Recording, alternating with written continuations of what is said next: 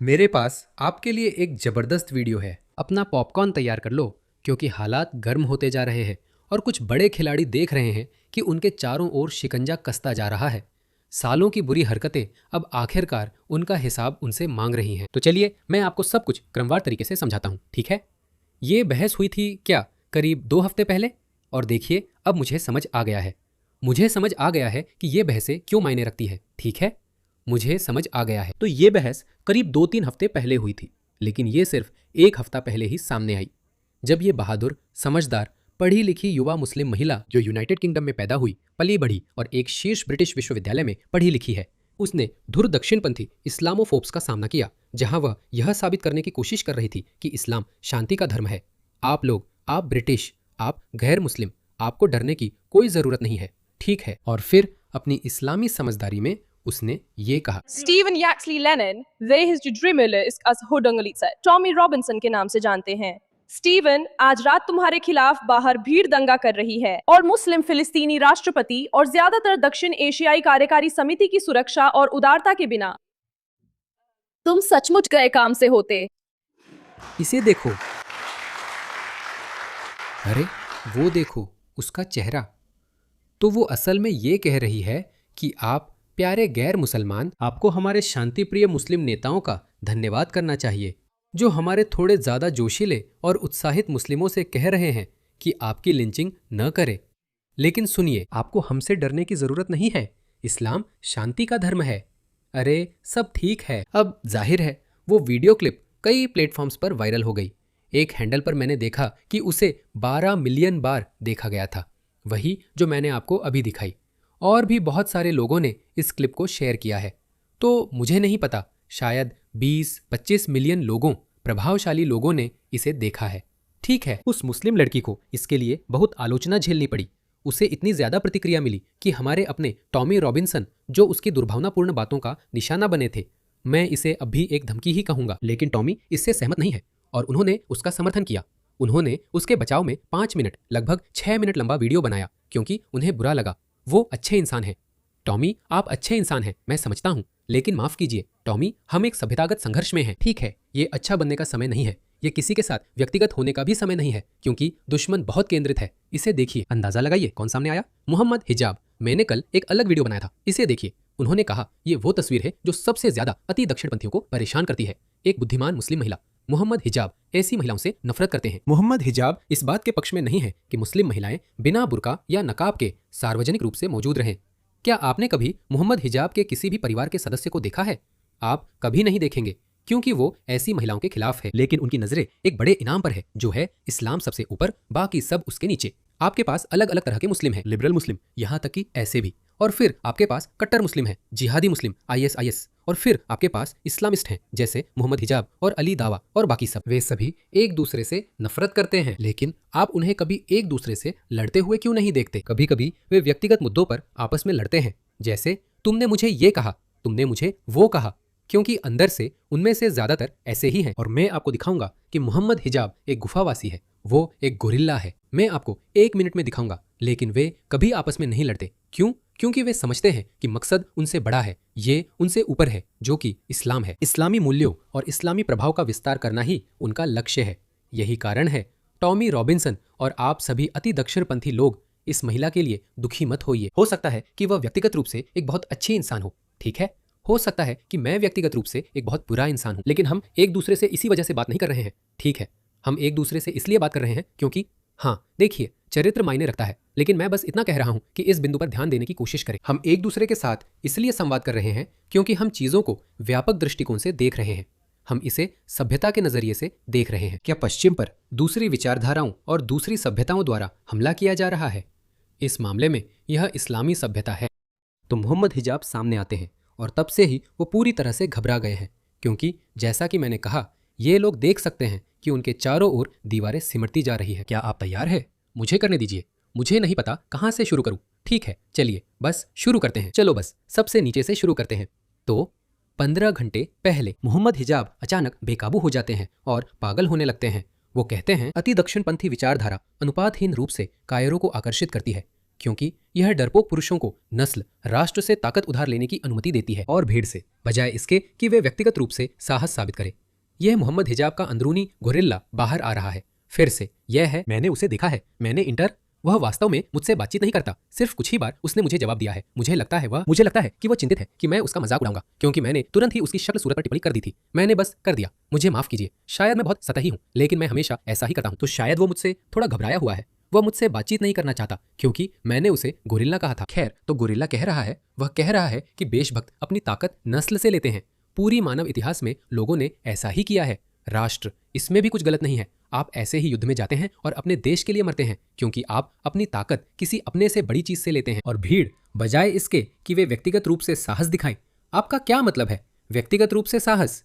वे लोग जो अपनी ताकत किसी और स्रोत से, अपने से बड़ी किसी और वजह से लेते हैं, परिभाषा के अनुसार वे बहादुर है, क्योंकि उनके पास एक और विकल्प है, जो है कुछ न करना, बस हाथ पर हाथ धरे रहना और उसी रास्ते पर टिके रहना। फिर से वो जानबूझकर ऐसा करता है क्योंकि उसे लगता है कि, क्योंकि देखो, चाहे आप मानो या ना मानो, मर्दों में ये कमी होती है। लेकिन जैसे जैसे आप बड़े होते जाते हैं, आप इन छोटी छोटी बातों पर ज्यादा काबू पा लेते हैं। जैसे, मुझे तुम्हें यह साबित करना है कि मैं ब्रूस ली हूं, मैं ब्रॉक लेसनर हूं। नहीं, मुझे तुम्हें यह साबित करने की जरूरत नहीं है। अगर मैं दुनिया को बदल दूं जहां मेरे विचार जीतते हैं, वो ब्रॉक लेसनर के 7 फुट के दैत्य को गिराने से कहीं ज्यादा ताकतवर है। मोहम्मद अली, क्या तुम समझ रहे हो? तुम्हारा प्रभाव, वो लोग जो अपने विजन से प्रभाव हासिल करते हैं, वो उनसे कहीं ज्यादा ताकतवर होते हैं जो अपनी बाहों की ताकत से प्रभाव या बदलाव लाने की कोशिश करते हैं। अब मुझे गलत मत समझना, वो भी जरूरी है, लेकिन इस मामले में, और मैं तुम्हें साबित कर दूंगा कि मेरा मतलब क्या है। तो खैर, इसके बाद वो आगे बढ़ता है। वो कहता है, अगला है अति दक्षिण पंथ। असमान रूप से डरपोक लोगों को आकर्षित करता है, क्योंकि यह डर को एक दृष्टिकोण में बदल देता है और कमजोर लोगों को भीड़ में छुपने का मौका देता है। भाई, ये तो आसानी से फिट हो सकता है। तुम भी अपने मकसद से हिम्मत ले रहे हो।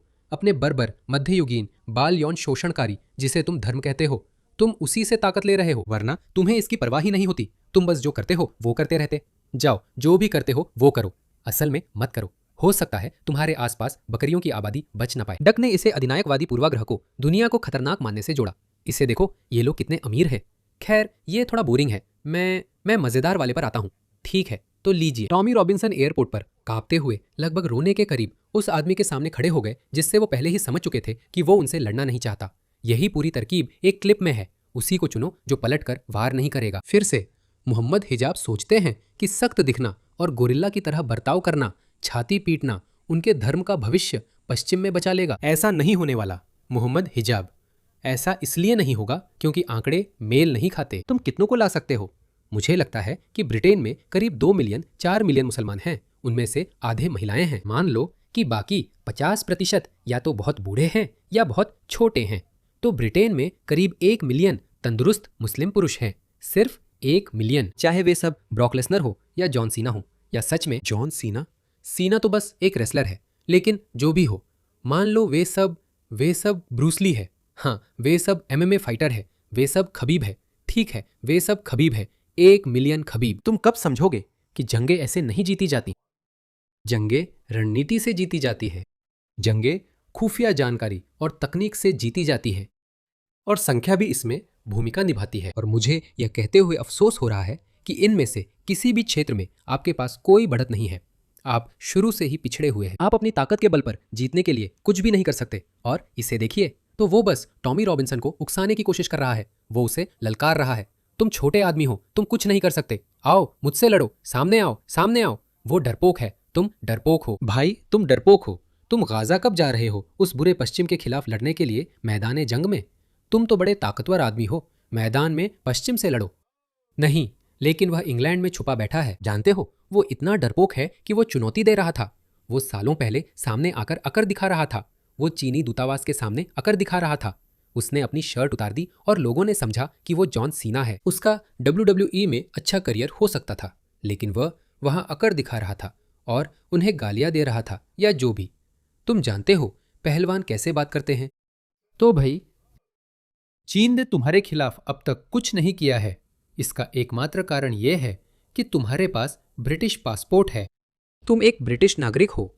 यही एकमात्र वजह है कि इजराइल ने भी अब तक तुम्हें खत्म नहीं किया है, क्योंकि तुम एक ब्रिटिश नागरिक हो। सोचो, जब वो समस्या हट जाएगी तो तुम्हारे साथ क्या होगा, क्या होने वाला है। जैसे ये बंदा, फिर से चलो आगे बढ़ते हैं, अगला पढ़ते हैं।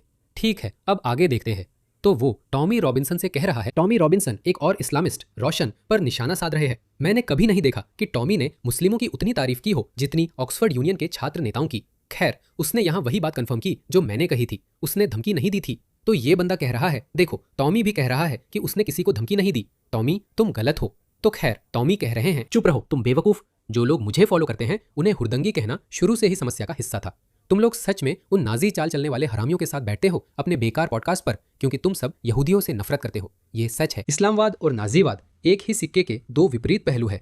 और फिर देखो, मोहम्मद इजाज बीच में कूद पड़ते हैं। चुप रहो तुम डरपोक। हमने देखा था एयरपोर्ट पर तुम कैसे कांप रहे थे उस आदमी के सामने जो तुमसे लड़ना भी नहीं चाहता था। और मिचल के सामने तुम इतने दब्बू क्यों हो? तुम बातचीत में भी कुछ नहीं हो और ताकत में भी नहीं। तुम मेरे सामने झुकते हो। देखो इसे, तुम मेरे और मुसलमानों के सामने झुकते हो। और अगर तुम और मैं हाथापाई पर राजी हो जाते, गोरिल्ला हिजाब। गोरिल्ला, इसे लगता है कि हर नतीजा सिर्फ शारीरिक लड़ाई से ही निकल सकता है। मैं तुम्हें मोहम्मद की बहादुरी के बारे में बताता हूँ, उसके नबी की, जिसने 9 साल की बच्ची के साथ सेक्स किया था। मैं तुम्हें दिखाता हूँ कि मोहम्मद कितना बहादुर था। यह मोहम्मद की सबसे ज्यादा स्वीकार की जाने वाली जीवनियों में से एक है, बल्कि शायद सबसे ज्यादा मान्य जीवनी है। इब्न इशाक द्वारा लिखित द लाइफ ऑफ मोहम्मद, पृष्ठ 381। इसे देखो। बहुत सारे मुसलमान गुस्से और उदास थे क्योंकि उन्हें लगा कि मोहम्मद की मौत हो गई है। वह युद्ध में गिर गए थे। तुम जानते हो, जैसे एक सच्चे योद्धा होते हैं वैसे ही वह थे। वह ऐसा दिखावा करते थे। लेकिन कुछ और भी मजेदार कहानियां हैं। वह जंजीरी कवच की 2 परतें पहनते थे ताकि उन्हें कोई छुरा न मार सके। ये तो अल्लाह पर बड़ा भरोसा है ना? तो उमर इब्न खत्ताब मैदान जंग में आते हैं और इन सब मुसलमानों को देखते हैं और कहते हैं, क्यों तुम इतने मायूस, उदास और परेशान दिख रहे हो? तो एक आदमी कहता है, रसूल को मार दिया गया है। और फिर कुछ पल बाद काब बिन मालिक कहते हैं कि उन्होंने देखा। मैं उद्धरण पढ़ता हूं, मैंने मोहम्मद की आंखों को उनकी हेलमेट के नीचे से चमकते हुए पहचाना, क्योंकि मोहम्मद वास्तव में लाशों के नीचे छुपे हुए थे, मरे होने का नाटक कर रहे थे। जब उनके सभी साथी उनकी मृत्यु पर रो रहे थे, तब वो लाशों के नीचे छुपे हुए थे। मोहम्मद हिजाब के नबी लाशों के नीचे छुपे हुए थे। मैं नहीं था, वो लोग थे। कौब कहते हैं, मैंने जोर से पुकारा, हिम्मत रखो ऐ मुसलमानों, ये अल्लाह के रसूल है, वो जिंदा है, चिंता मत करो, हम ठीक हैं, हम बच गए हैं। और आप सोचेंगे कि मोहम्मद बाहर आएंगे और कहेंगे, देखो माफ करना, मैं बेहोश हो गया था, पता है मैं लड़ाई में व्यस्त था, मैं काफिरों की धुलाई कर रहा था। लेकिन जानते हो मोहम्मद ने क्या किया? वो लाशों के नीचे से उसे देखते हैं और इशारा करते हैं, श्श, चुप रहो, मैं मरा हुआ होने का नाटक कर रहा हूं बेवकूफ। क्या तुम चाहते हो कि वो वापस आकर मुझे मार दे? ये क्या बात हुई? यही है तुम्हारे मोहम्मद। और उसका पालतू गोरिल्ला मोहम्मद हिजाब ऐसे दिखावा कर रहा है जैसे वो अखिलिस या हरक्युलिस या कोई प्राचीन योद्धा हो। भाई, तुम्हारे नबी डरपोक थे। उन्होंने युद्ध के मैदान में मरा हुआ होने का नाटक किया था। लेकिन खैर, यही तो ये लोग करते हैं। ये हमेशा तुम्हें उकसाने की कोशिश करते हैं, लेकिन फिर भी उसे समझ नहीं आ रहा कि इससे उसके सारे लोगों को देश से निकाला जाएगा। और मैं इंतजार नहीं कर सकता कि ऐसा हो। इसे देखो, सभी मुस्लिम विरोधी धुर दक्षिण पंथियों के लिए संदेश, जो हमें देश से निकालना चाहते हैं, जो मुझसे भी नफरत करते हैं। मैं समझता हूं कि आप हमसे नफरत करते हैं और आपको लगता है कि आप पर हमला हुआ है, आप पर कब्जा किया गया है। कृपया ये समझिए, आप लोग सिर्फ कायर है जो सिर्फ इस मंच पर ही जोर जोर से बोल सकते हैं। अगर आप वही हिंसक ऊर्जा असल जिंदगी में मेरे सामने दिखाते तो मैं आपको जल्दी ही बौद्धिक या शारीरिक रूप से गुलाम बना देता और अपमानित कर देता। उसका मुंह बंद नहीं हो रहा है। ये उन सुनहरे पलों में से एक है। अरे मोहम्मद हिजाब, अरे डेविड वुड इस पर खूब मजे लेने वाले हैं। इस पोस्ट के नीचे जितना चाहो मेरी आलोचना कर लो, लेकिन ये समझ लो कि असल जिंदगी में तुम कभी मेरे सामने नहीं टिक सकते। मोहम्मद हिजाब, तुम्हें पता है क्या होने वाला है? तुम कभी भी पश्चिम के सैनिकों से जंग के मैदान में नहीं लड़ोगे, क्योंकि तुम डरपोक हो। तुम बस एक सड़क छाप गुंडा हो। तुम वही हो। तुम्हें लगता है कि तुम अपनी भीड़ के साथ आकर अच्छे लोगों पर हमला कर सकते हो, उन्हें डराने, धमकाने और उकसाने की कोशिश कर सकते हो, लेकिन अच्छे लोगों की भी एक सीमा होती है। एक दिन ऐसा आएगा जब ये टकराव हिंसक हो जाएगा। मैं इसे नहीं भड़काता, मैं नहीं चाहता कि ऐसा हो। मैं एक शांतिपूर्ण राजनीतिक समाधान चाहता हूँ। लेकिन ये शब्द तो तुम जैसे नियंडरथल्स के लिए पूरी तरह अनजान है, क्योंकि तुम्हें लगता है कि अभी भी तुम जानते हो हम आदि मानवों की दुनिया में जी रहे हैं। यही वजह है कि हम गुफाओं के ज़माने की दुनिया में रह रहे हैं, जहाँ बस जो सबसे ताकतवर और बड़ा है वही सब कुछ ले लेता है। सभ्य समाज ऐसे नहीं चलते। लेकिन तुम्हें इसके बारे में कुछ पता नहीं होगा, क्योंकि तुम लोगों ने कभी कोई सभ्य समाज बनाया ही नहीं। वो कह रहा है, इस पोस्ट के नीचे जितना चाहो मेरी आलोचना कर लो, लेकिन समझ लो कि असल जिंदगी में तुम कभी मेरे सामने नहीं टिक सकते। मैं तुम्हारा बॉस हूं, मैं तुम्हारा मालिक हूं। ही। देखो दोस्तों, क्या तुम ये देख रहे हो? ये वही लोग हैं, ये मदद नहीं कर सकते, वे खुद को रोक नहीं सकते। यही इस्लाम है जो सामने आ रहा है। मुझे पता है कि वह इसे चरम दक्षिणपंथी कह रहा है, लेकिन और कितने लोग, यहाँ तक कि वामपंथ में भी कोई उससे मेलजोल नहीं रखता। लेकिन ऐसा क्यों है कि ये लोग आपस में लड़ नहीं रहे हैं? जैसे उदारवादी मुस्लिम, मध्यमार्गी मुस्लिम, प्रगतिशील, मेहदी हसन, ये सब क्यों? उनकी नज़र इनाम पर है, जो है इस्लाम का पश्चिम पर हावी होना। यही उनका लक्ष्य है। क्या कोई जिप्सी किंग को इस गुरिल्ला के साथ रिंग में ला सकता है? हमारा जिप्सी किंग ब्रिटेन के लिए लड़े। आओ जिप्सी किंग, आप उसे तबाह कर दोगे। मैं देखना चाहता हूं कि आप इस गुरिल्ला को शर्मिंदा करें। वो कह रहा है, उस मामले में तो वैसे भी उसकी डैनी टॉमो के साथ बहस हो रही है। वो टॉमो से कहता है कि तगड़ा बनने की कोशिश मत कर, तुम मेरे लिए कुछ भी नहीं हो, तुम कायर हो। और अगर तुम या तुम्हारे किसी आदमी में मुझसे पिंजरे में लड़ने की हिम्मत है, मैं तुम्हें इतनी जल्दी फिटल पोजीशन में डाल दूंगा जितनी जल्दी तुम विंदालू ऑर्डर कर सको। तुम कमजोर हो, अनपढ़ हो, और तुम और तुम्हारे आदमी मेरे सामने झुकते हो, मेरे सामने सिर झुकाते हो। मेल्टडाउन। तुम्हें पता है वो क्या करेगा? वो कुछ दिनों में ये सारे ट्वीट्स डिलीट कर देगा, या फिर उन दर्द निवारक दवाओं को दोष देगा जो वो ले रहा है, क्योंकि पहले भी उसने यही किया था। उसने बताया, उसने अपने एक मुस्लिम भाई को, जिसने इस्लाम के एक बहुत विवादित मुद्दे पर उसकी आलोचना की थी, बताया था। तो मोहम्मद ने जाहिर तौर पर औरतों से कहा, और इस पर मतभेद है, इस पर राय में विवाद है, इस पर विचारों में टकराव है, तो मैं आपके साथ न्याय कर रहा हूं। मोहम्मद ने एक औरत से कहा, मैं उसका नाम भूल गया हूं, कि अगर आप चाहती है कि आपका सौतेला या गोद लिया बेटा आपको वासना भरी नजरों से न देखे, तो आपको उसे अपना दूध पिलाना होगा। और उसने कहा, हे भगवान, प्रिय मोहम्मद, वह पूरा जवान आदमी है, मैं ये कैसे कर सकती हूँ, मैं ये कैसे कर सकती हूँ। मोहम्मद ने उस आदमी की तरफ देखा, फिर उस औरत की तरफ देखा, मुस्कुराए और कहा, मुझे पता है कि वह बड़ा आदमी है। तो कुछ लोग इसे ऐसे लेते हैं कि आपको एक व्यक्ति को, एक वयस्क दत्तक पुत्र को स्तनपान कराना होगा। मैं आपको बता रहा हूं, यही इस्लाम है। माफ कीजिए दोस्तों, मैंने ये गढ़ा नहीं है, खुद देख लीजिए। तो खैर, और कुछ लोग कहते हैं, नहीं, आप इसे एक कप में डाल सकते हैं और फिर उस व्यक्ति को दे सकते हैं। तो मोहम्मद हिजाब दूसरी राय रखते थे और ये दूसरे मुस्लिम पहली राय रखते थे। तो मोहम्मद हिजाब ने मुड़कर कहा, क्या आप मुझे अपनी पत्नी के या किसी और के ही सही स्तन से दूध पीने देंगे? वो है मोहम्मद हिजाब। तो मोहम्मद हिजाब स्वाभाविक रूप से उन्हें दूसरे मुसलमानों से काफी आलोचना झेलनी पड़ी। तो उन्होंने कहा, देखिए, मुझे सच में बहुत अफसोस है। आप जानते हैं, मैं काफी दर्द में था, मेरी पीठ में बहुत दर्द था, मैं ये दर्द निवारक दवाइयां ले रहा था, इसी वजह से मैंने वो बातें कही। तो मोहम्मद हिजाब का ऐसा करने का पुराना इतिहास रहा है, तो मुझे नहीं पता, मैं मान रहा हूं कि वो यही करने वाले हैं। तो टॉमी रॉबिन्सन ऐसा करते हैं, वो इसका जवाब देते हैं, तुम एयरपोर्ट पर कांप रहे थे, वगैरह वगैरह। तो टॉमी मोहम्मद हिजाब कहते हैं, देखो, उस तस्वीर में तो मैं अच्छा वक्त बिता रहा हूँ, ठीक वैसे ही जैसे तुम्हारी एक्स ने उस पाकिस्तानी आदमी के साथ अच्छा वक्त बिताया था, जिससे उसने तुम्हें धोखा दिया था। हम सब जानते हैं कि तुम मुसलमानों से क्यों नफरत करते हो। ठीक है, कोई बात नहीं। ठीक कर दिया, वहां एक बकरी है। हाँ, ये नहीं है। ठीक है, तो खैर दोस्तों, इसे देखो, एक चीज देखो जो मैंने नोटिस की है। आमतौर पर अगर आप देखें तो आपको लाइक्स कमेंट से ज्यादा मिलते हैं, ठीक है। अगर आपको लाइक्स से ज्यादा कमेंट्स मिल रहे हैं तो इसका मतलब है कि आपको प्यार से ज्यादा नफरत मिल रही है। ज्यादातर लोग जिन्हें पसंद आता है वो बस लाइक कर देते हैं, कमेंट नहीं करते। ये सोशल मीडिया पर एक जाना माना सच है। इसे देखो, तो वो कह रहा है, मैं तुम्हारा बॉस हूं, मैं तुम्हारा मालिक हूं, मेरे सामने झुको। उसके कुछ पता नहीं अजीब अजीब ख्वाब हैं। देखो, वो, मैं मोसाद का इंतजार कर रहा हूं, मैं मोसाद का इंतजार कर रहा हूं। मोसाद कुछ करेगा, मुझे लगता है कुछ होने वाला है। हम एक अजीब दुनिया में रहते हैं। मुझे नहीं पता, मैं ये नहीं चाहता। खैर, असल में मैं चाहूं या न चाहूं इससे कोई फर्क नहीं पड़ता। देखो, 1.1000 लाइक्स है, 1.4000 कमेंट्स हैं, तो लोग इसे अच्छे से नहीं ले रहे हैं क्योंकि वो भड़काऊ बातें कर रहा है। वो सिर्फ गैर मुसलमानों के इरादे को मजबूत कर रहा है कि इन लोगों को बाहर निकालो। तो इसे देखो, वो फिर से आगे आता है। उसने कहा, मुझे भाई मत बुलाओ, मुझे मास्टर बुलाओ, लगता है मैं अच्छा समय बिता रहा हूँ, वगैरह वगैरह। संदेश दूर दराज वालों के लिए, ठीक है, ये भी एक अच्छा है।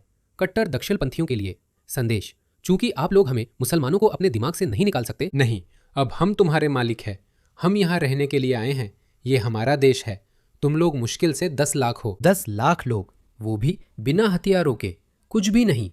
तुम्हारे पास शायद 20,000 ऐसे आदमी होंगे जो लड़ सकते हैं।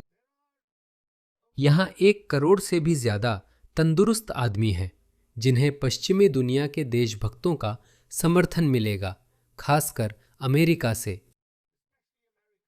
भाई, पैसे की कभी न खत्म होने वाली सप्लाई है और तुम्हें लोगों को बाहर निकालने की पूरी इच्छा है। और जब मैं तुम लोग कहता हूं तो मेरा मतलब इन इस्लामिस्टों से है। तुम ये नहीं जीत सकते मोहम्मद हिजाब, गोरिल्ला। मोहम्मद गोरिल्ला हिजाब, तुम ये नहीं जीत सकते। वो कह रहे हैं यूके छोड़ दो, स्पेन या ऑस्ट्रेलिया चले जाओ। मैं हर बार जब भी नमाज पढ़ता हूँ शरिया कानून लागू करता हूँ, और जब भी मैं दुआ करता हूँ और गोरे बेघर लोगों को दान देता हूँ, क्या ऐसा नहीं है?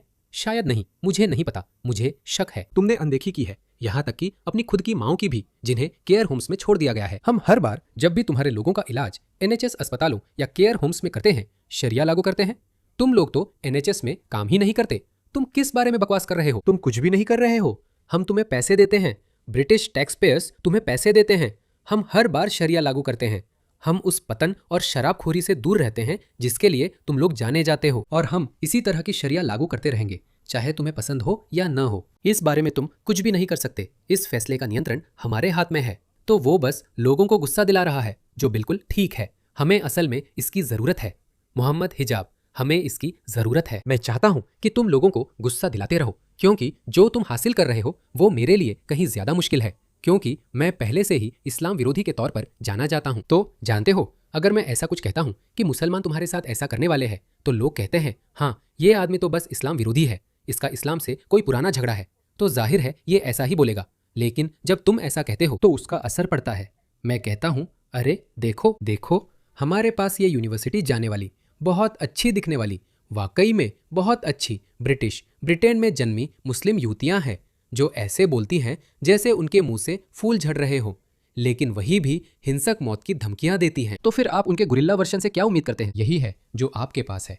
मोहम्मद हिजाब, कृपया इसमें शामिल हो, मुझे ये बहुत पसंद है। इसे देखो, 814 लाइक्स और 700 कमेंट्स। और फिर वो कहते हैं मुझे पॉपुलैरिटी चाहिए, मुझे पॉपुलैरिटी चाहिए। कोई मेरी तरफ ध्यान क्यों नहीं दे रहा है? तो वो एलन मस्क के पीछे पड़ जाता है। देखो ये सबसे अच्छा है। एलन मस्क, तुम डरपोक हो। तुम्हें पता है कि जितना पैसा तुमने इकट्ठा किया है, अगर मैं तुम्हें थप्पड़ मार दूं? फिर से एक गोरिल्ला, एक गुफावासी जो नहीं समझता कि सभ्यताएं कैसे बनती और विकसित होती है।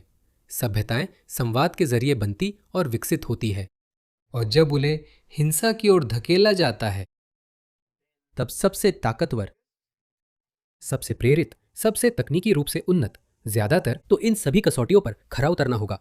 और जो लोग अधिक संख्या में हैं, देखो संख्या मायने रखती है। कहते हैं कि उन सभी मापदंडों पर संख्या अपने आप में भी एक ताकत होती है।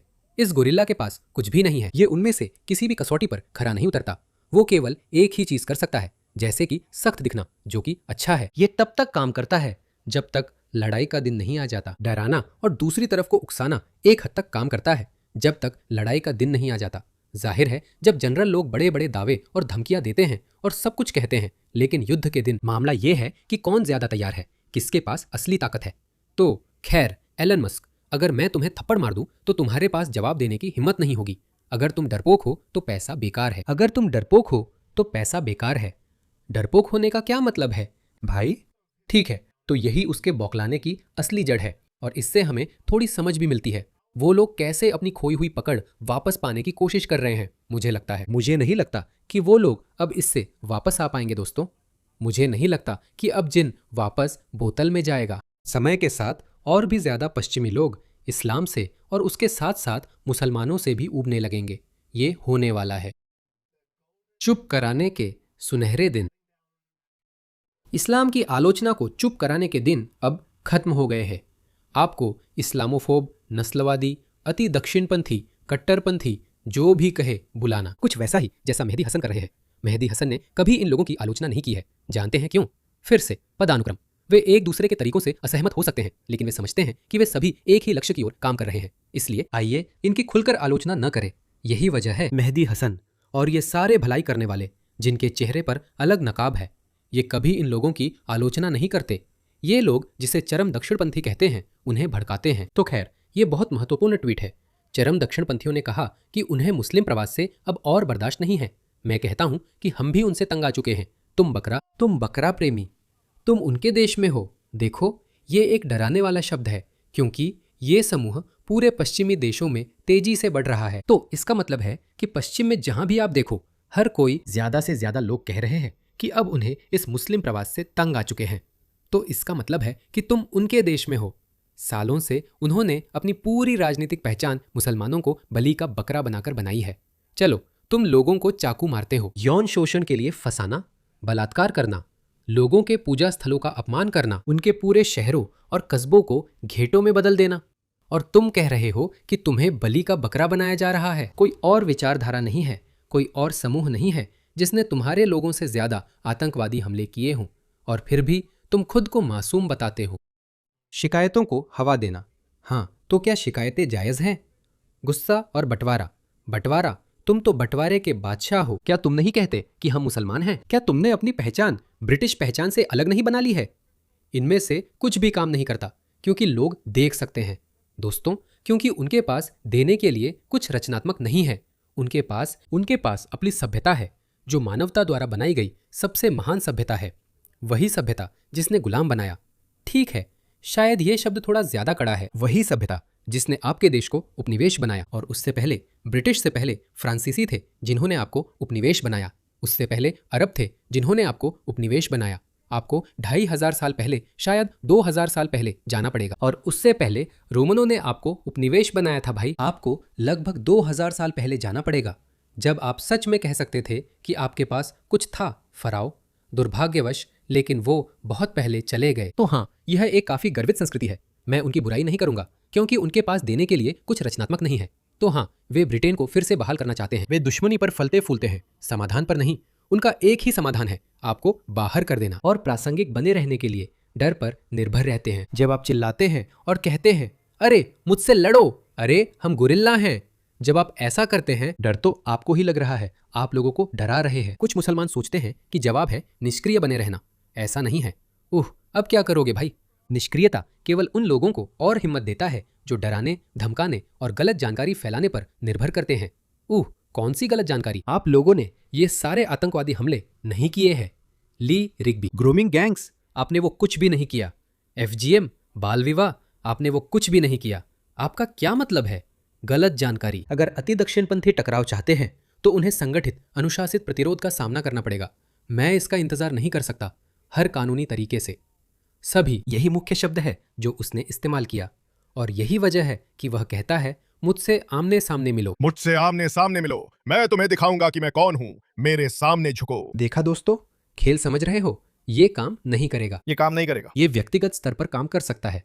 जानते हो, जैसे तुम मुझे डरा सकते हो, मैं गुस्सा हो सकता हूं और तुम्हें भला बुरा कह सकता हूं, लेकिन ये सभ्यता के स्तर पर काम नहीं करता। उस स्तर पर ये काम नहीं करता। उस स्तर पर तुम्हारा अपना एजेंडा है, तुम्हारी अपनी कहानी है, हमारी अपनी कहानी है, और हम एक अलग लक्ष्य की ओर काम कर रहे हैं, और तुम एक अलग लक्ष्य की ओर काम कर रहे हो जो हमारे लिए अस्वीकार्य है। तब उन्हें हर कानूनी क्षेत्र में संगठित और अनुशासित प्रतिरोध का सामना करना पड़ेगा अगर वे आने का फैसला करते हैं। यानी हम तुम्हारा सामना करेंगे, हम युद्ध के मैदान में आएंगे। जब असली लड़ाई होगी, जब तुम अपने गंदे ठिकाने पर वापस जाओगे और युद्ध के मैदान में हमसे मिलोगे, और जिस भी वजह या शिकायत के लिए तुम्हें लगता है कि लड़ना सही है, जो भी तुम्हारा विश्वास है, जो हमें फर्क नहीं पड़ता, युद्ध के मैदान में हमसे मिलो, मजा आएगा। इसका क्या मतलब है? ये लोग कितने बेवकूफ हैं, मैं इसे समझ नहीं पा रहा हूं। इसे देखो, इन्हें लगता है कि ये ऐसे लड़ेंगे। भाई, ये मोहम्मद हिजाब है। मोहम्मद हिजाब, ये पश्चिम है, ये इस्लाम है। अरे ठीक है, मैं तुम्हें निपटा सकता हूं। मैं तुम्हें निपटा सकता हूं। आओ, कितनी बार? चुप रहो, यहां से निकल जाओ। यही तो मैं कह रहा हूं। खैर, ठीक है, तो ये मोहम्मद अली है। माफ़ कीजिए, मैं बस इसे पूरा कर लूँ। माफ़ कीजिए, मैं लगातार बोलता जा रहा हूँ। मैंने आपसे कहा था, मुझे नहीं पता कि आपको ये वीडियो पसंद आएगा या नहीं, लेकिन मैंने कहा था कि ये मज़ेदार होगा। तो वो कह रहे हैं ये वही दौर है, यही मुख्य बात है। वे सोच रहे हैं कि वे अपनी इस्लामी बकवास को पैक करके पेश कर सकते हैं, जिसमें वे दुनिया पर कब्जा करना चाहते हैं, जिसकी योजना वे पहले ही हमारे सामने उजागर कर चुके हैं। वे इसे एक नागरिक अधिकार आंदोलन के रूप में पैक कर सकते हैं, जैसे कि अश्वेत लोगों ने किया था या समलैंगिक लोगों ने किया था। और देखिए, ईमानदारी से कहूँ तो यही सबसे व्यावहारिक तरीका है, क्योंकि और सच कहूँ तो यही एक पैकेज है जिसमें उन्हें पागल वामपंथियों से समर्थन मिलेगा। 20 साल बाद उनके बच्चे पढ़ेंगे कि हमने उनके साथ कैसे निपटा। जो निष्क्रिय मुस्लिम हैं उन्हें भुला दिया जाएगा। अरे तो वह, दोस्तों, वे अपनी सेना को इकट्ठा कर रहे हैं, समझे? वे अपनी सेना को इकट्ठा कर रहे हैं। देखिए, जो निष्क्रिय लोग हैं उन्हें भुला दिया जाएगा। असल में मुझे नहीं पता, हो सकता है कि निष्क्रिय लोगों को याद रखा जाए, क्योंकि इतिहास विजेताओं द्वारा लिखा जाता है। हाँ, तो जब हम जीतेंगे, जब पश्चिम जीतेगा, तो हम उनकी तरफ के कुछ अच्छे लोगों को भी पहचानेंगे। कुछ अच्छे लोग, वे अभी तक सामने नहीं आए हैं। माजिद नवाज ही एकमात्र नाम है जो इस समय मेरे दिमाग में आता है। ठीक है, मैं बस इतनी दूर तक जाऊंगा। मेरी माजिद नवाज से मतभेद रहे हैं, लेकिन मैं अब ये कहूंगा, माजिद नवाज को उन्हें शायद केवल एक ऐसे व्यक्ति के रूप में याद किया जाएगा जो समझदार था, व्यवहारिक था और उसने समझा। पश्चिम अपने सभ्यता की चाबी इन मध्ययुगीन बर्बर लोगों को नहीं सौंप सकता। पश्चिम ऐसा नहीं कर सकता, और ये किसी के लिए भी बेवकूफ़ी है कि वो पश्चिम से ऐसा करने की उम्मीद करे। ठीक है, तो इतिहास कुछ अच्छे लोगों को याद रख सकता है, लेकिन बुरे लोगों को, जैसे कि ये लोग, भाई, हम इसके बारे में किताबें लिखेंगे कि कैसे मोहम्मद हिजाब ने हमारा काम इतना आसान बना दिया। इतने सारे मुसलमान हैं, मैंने ये वीडियो चलाए हैं। मेरे चैनल पर एक प्लेलिस्ट है जिसका नाम है मुस्लिम्स बिहेविंग बैडली। कृपया जाकर उसे देखें। उस प्लेलिस्ट में आप सैकड़ों वीडियो देखेंगे जहां मुसलमान भाषण दे रहे हैं। वे सचमुच आपको बता रहे हैं कि वे पश्चिम के साथ क्या करने वाले हैं, वे कैसे अमेरिका पर कब्जा करने वाले हैं, कैसे उनके अनुसार वे पहले ही ब्रिटेन पर कब्जा कर चुके हैं। और मुझे लगता है कि इसी वजह से उनका हौसला और बढ़ जाता है। वे सोचते हैं कि फिर से मुसलमान गणित में अच्छे नहीं होते, वे चीज़ों की गणना करने में अच्छे नहीं होते, वे यह अनुमान लगाने में भी अच्छे नहीं होते कि चीज़ें कैसे होंगी। वे बस यही सोचते हैं कि हम लोग ज़्यादा हैं, मैं एक बहादुर आदमी हूँ, आओ मुझे हरा दो। तो मुझे खुशी है कि मोहम्मद इजाज़ ऐसा कर रहे हैं। मुझे खुशी है कि मोहम्मद इजाज़ माहौल को और गर्म कर रहे हैं। देर सबेर आप देखेंगे कि ब्रिटिश मुस्लिम समुदाय से एक और गुट उभरेगा। मैं सोच रहा हूँ शायद पिछली बार यह सफल नहीं हुआ। माजिद नवाज को मुसलमानों से कोई समर्थन नहीं मिला। मुझे नहीं पता कि इस बार उन्हें कोई समर्थन मिलेगा या नहीं, मुझे ऐसा महसूस हो रहा है। अभी आपके पास ऐसे मुसलमान हैं जो सिर्फ दिखावे के लिए हैं और अब भी पूरे ब्रिटिश समाज को दोष देते हैं। ठीक है, बुशरा शेख्स और वो महिला जिसे आपने ऑक्सफोर्ड यूनियन की बहस में देखा था, वे मोहम्मद हिजाब जैसे नहीं हैं। वे बुर्का नकाब नहीं पहनती, लेकिन वे समझती हैं कि यहाँ दांव पर क्या है, इस्लामी वर्चस्व। और वे मोहम्मद हिजाब वगैरह को नहीं टोकती। और मोहम्मद हिजाब गुंडा है, वही कहता है हम उनसे सड़कों पर लड़ेंगे। उसे लगता है कि वो ऐसा कर सकता है। उनके बीच एक समझौता है। मुझे ऐसा लगता है, क्योंकि हमेशा ऐसा ही होता है। मुझे लगता है कि मुस्लिम समुदाय से एक तीसरा गुट उभरेगा जो ज़्यादा समझदार होगा, और वे अपने समुदाय के बुरे लोगों को टोकेंगे, क्योंकि अब उनकी जिंदगी दांव पर लगी है, उनका भविष्य दांव पर है। शायद जिंदगी नहीं, क्योंकि मेरा मतलब है राष्ट्रवादियों या देशभक्तों का अधिकतम समाधान यही है कि वे सब वापस चले जाएं। हम देश में किसी भी तरह का इस्लाम नहीं चाहते। जाहिर है ज्यादा व्यवहारिक समाधान यही होगा कि बुरे लोगों से शुरू करें, जैसे मोहम्मद हिजाब और अली धार, माफ कीजिए, और फिर कट्टरपंथियों से निपटे। और आप जानते हैं, फिर ये सब एक व्यवस्थित तरीके से होना चाहिए, जब तक कि जाहिर है गृह युद्ध न छिड़ जाए। उस स्थिति में हम सब बर्बाद हो जाएंगे। तो उस गुट को ब्रिटेन या पश्चिम में अपने अस्तित्व को बनाए रखने का सबसे उपयुक्त तरीका खोजने के लिए उभरना होगा, वरना मोहम्मद हिजाब का तरीका केवल ब्रिटिश समाज में इन लोगों के खिलाफ बढ़ रहे गुस्से को और भड़काएगा, और ज़्यादा से ज़्यादा लोग इसमें शामिल हो रहे हैं, और ये रुकने वाला नहीं है, और उनकी तादाद पर्याप्त नहीं है। मुझे माफ़ कीजिए, लेकिन उनके पास संख्या नहीं है। लिपस्टिक मुसलमान, आपने देखा था एक मध्यमार्गी लिपस्टिक मुसलमान था जिसे मुझे नहीं पता 20 मिलियन लोगों की नफरत मिली। खैर, कम से कम ट्विटर पर इतने लोगों ने देखा है। मुझे टिकटॉक और फेसबुक के बारे में नहीं पता। मुझे नहीं पता। 50 मिलियन लोगों ने इसे देखा हो सकता है दोस्तों, मुझे नहीं पता। और ज्यादातर पश्चिमी लोगों की सामान्य सोच यही है, आप हिंसा की धमकी क्यों दे रहे हैं? और यहीं पर इन दोनों सभ्यताओं के काम करने के तरीके में बुनियादी फर्क छुपा है। मुसलमान सच में मानते हैं कि मारना ठीक है। अगर कोई मेरे जीवन के तरीके यानी इस्लाम का अपमान करता है, पश्चिमी लोग ऐसा नहीं मानते। यहां तक कि बहुत वामपंथी, वोक वामपंथी भी शुरू में ऐसा नहीं मानते। हाँ, जब वे ऊपर चढ़ते हैं तो मान सकते हैं, लेकिन असल में नहीं। मुझे वामपंथियों को इसमें से निकालने दो, समाजवादी, कम्युनिस्ट। लेकिन बुनियादी तौर पर पश्चिमी लोग ऐसा नहीं मानते। वे बहस कर रहे थे। वे आपस में बहस करते रहे हैं। कभी कभी विकासवाद और भगवान के खिलाफ तीखी बहसें भी हुई है। थॉमस हक्सले और विल्बर फोर्स की बहस क्या थी? वो बहस कब हुई थी? लगभग 200 साल पहले। और वो बहस इतनी जोशीली थी, लेकिन उसमें कोई हिंसा की धमकी नहीं थी। तो इससे आपको यह समझ में आता है कि ये दोनों सभ्यताएं कितनी बुनियादी रूप से असंगत हैं। और इसलिए मेरी राय में कोई बीच का रास्ता नहीं है। या तो पश्चिम को इस्लाम को बाहर निकालकर खुद को बचाना होगा, या इस्लाम पश्चिम पर कब्जा करने की कोशिश करेगा। बस बात इतनी ही सीधी है। चीजें पहले ही शुरू हो चुकी है और हम एक ऐसे रास्ते पर हैं जहां से वापसी संभव नहीं है। हम उस मुकाम पर पहुंच चुके हैं जहां से लौटना नामुमकिन है। इस व्यवहार में कोई बदलाव आने वाला नहीं है। आपने यह देखा है, यहां तक कि कथित उदारवादी मुसलमान भी गुस्से में हैं। वे भी जान से मारने की धमकी दे रहे हैं, या वे इस बात पर खुश होते हैं कि हम तुम्हें मार सकते हैं। आप जानते हैं, सावधान रहो टॉमी रॉबिन्सन। यही वह लड़की कह रही थी, सावधान रहो टॉमी रॉबिन्सन। अगर हमारे अच्छे शांतिप्रिय मुसलमान न होते तो तुम्हारा काम तमाम हो चुका होता। हम ये अच्छे मुसलमान हैं, हम यानी कि फिलिस्तीनी आदमी और फिर दक्षिण एशियाई आदमी, जो भी जिनका वो जिक्र कर रही थी, वही सारे गुस्से में मुसलमानों को रोक रहे हैं। उसका यही मतलब था आपके अपने देश में। और यही वजह है कि टॉमी रॉबिन्सन एक लोकनायक बनते जा रहे हैं। उनकी लोकप्रियता और ऐसे कई अन्य लोगों की लोकप्रियता बढ़ती रहेगी, क्योंकि वे उस मकसद के लिए लड़ रहे हैं जिस पर 1 अरब से ज्यादा लोगों की जिंदगियां टिकी हुई हैं। 1 अरब लोग।